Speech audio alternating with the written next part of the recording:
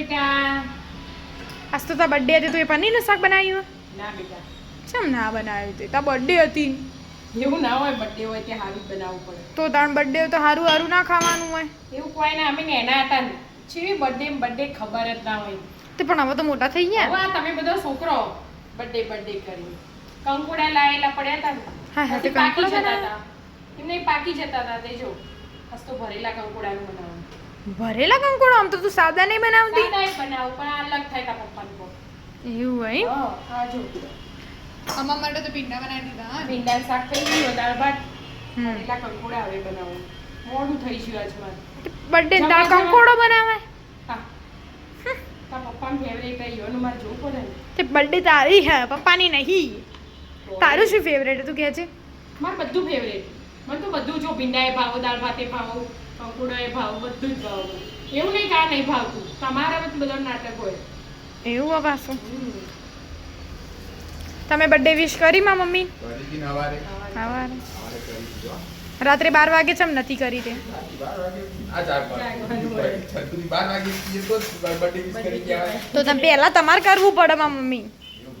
એવું જ હોય. બધા જમાના તમાર વખત આવે. તમારો વખત અમાર તો બર્થડે કઈ આઈ જઈ ખબર જ ના હોય. અમને ખુદ તો ખબર ના માર બર્થડે આવી. પહેલા ને એનો આ તો હવે આ તમે બધા યાદ કરો એટલે તો મમ્મી તાર બર્થડે હોય. હા, તમે ગિફ્ટ આપવાના મમ્મી? બનાવતું પડતો ને કંકોડો કાલ બનાવવાનો. તો તા એટલે પાકી છે પછી આ તો કંકુડા હોય ને એક એવી વસ્તુ હોય પાકી જાય ને તો એનો સ્વાદ ના આવે. આ તો આના કે કંકોડો બનાવ્યો. ઓછી તો ખાવા જવાનું બાર. હાઉ. અરે ઓજી બાર જવાનું. અમારે જવાનું. મારે એકલાને જ ખાવાનું છે.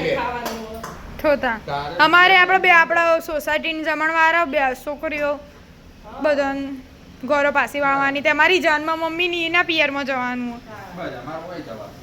થોતા ભાખરી મમ્મી બે જણા બનાવી દીધી. હાઉ દાદી ને 2 જણા ખાઈ લેજો. મસ્ત બનાવું જોતું રાતી બનાવું એટલે. તમે બનાવશો? હા વાહ, મમ્મી આજ નહીં તો બપોરે આજ બપોર પછી ફ્રી.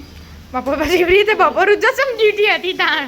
બપોર બીજા પપ્પા કેમ ના હોય બપોરે બેટા? ના હોય, રાત્રે આપણે વહેલા આવી જઈએ તેવો હતો ના. હા ભાઈ. બપોરે તો 12:30 ટાઈમ થઈ ગયો એટલે આજ લાગ તો તમે મમ્મીને શું ગિફ્ટ આલવાના હો? હાલો એ આપણે આપી દઈ. એવું એ ગિફ્ટ એ પણ એવું ગિફ્ટ ના કહેવાય. ગિફ્ટ કે જેવું કે આમ સરપ્રાઈઝ આલવાની. એ કે આલવાનું. સરપ્રાઈઝ વાળું નહીં. મમ્મી તારું જોવો. નહીં એમ. અમે કહે છે તારું જોવો. મારી જોડે બધું જ છે. બધું જ છે. હાઉ. એમ નહીં કે આ જોડે નહીં, મારી જોડે આ વસ્તુ નહીં, બધી વસ્તુ મારે કશું જોઈતું જ નહીં. બધા ખાલી સુખ શાંતિથી રહીએ ને, સ્વસ્થ અને નિરોગી, બસ એ જ ભગવાનને પ્રાર્થના કરું છું. એવી ગિફ્ટ કહેવાય. એ ગિફ્ટ કહેવાય. એ બધું આવી ગયું. બરાબર. તમારી જોડે ખૂબ પૈસા હોય એના, હમ પણ તમે બીમાર રહેતા હોય, તું ગામના ખાલી ખાઈને પૈસા આપતા હો, શું કરવાના તો પૈસા? પૈસા શું કરવાના? એ શું એટલા પૈસાથી જીવન જાય એવું ના જીવન હોય. જાય એવું ના હોય. ઘરનું તંત્ર વ્યવસ્થિત હોય, બધા હળી મળીને હરખી રીતે રહેતા હોય.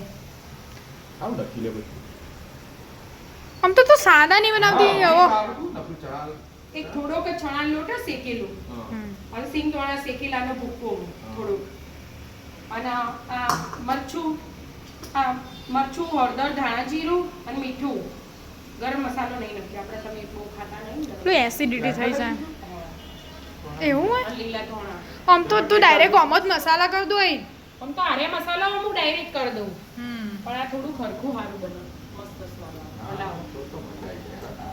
જોતા પપ્પા જોડે ઊભા રહે ને, આ બધું સુખ જ કહેવાય, ગિફ્ટ કહેવાય. તો તા એમ.